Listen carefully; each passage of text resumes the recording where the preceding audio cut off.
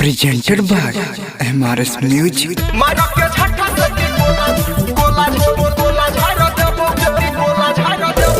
Singing by Roshan Kumar.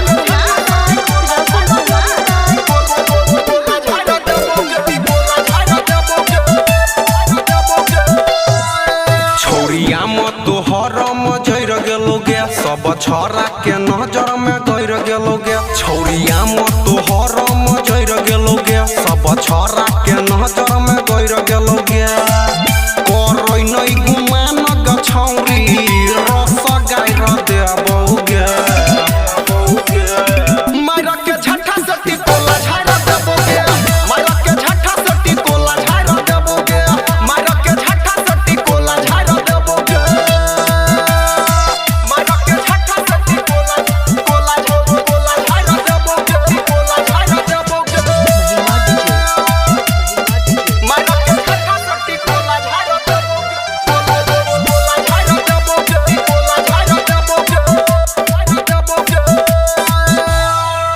पर साल छोट रहो के लियो नहीं ने मान के ओई बेर छोड़बो नहीं के भगेला जवान के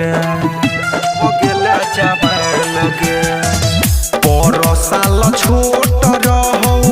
के लियो नहीं ने मान के हयही बेर छोड़बो नहीं के भगेला जवान के गाछिए में लागल रहतो मुँह मार देबोगे मारा के झट्ठा सटी कोला झाड़ देबोगे मारा के झट्ठा सटी कोला झाड़ देबोगे मारा के झट्ठा सटी कोला झाड़ देबोगे मारा के झट्ठा सटी कोला झाड़ देबोगे कोला झाड़ देबोगे मारा के झट्ठा सटी कोला झाड़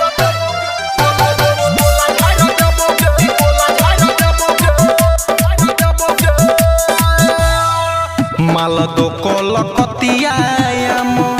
दई छोई नहीं मजा गे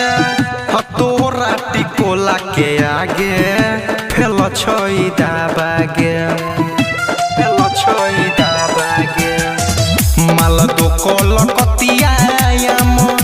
दई छोई नहीं मजा गे तोरा टिकोला के आगे फेल छोई दाबा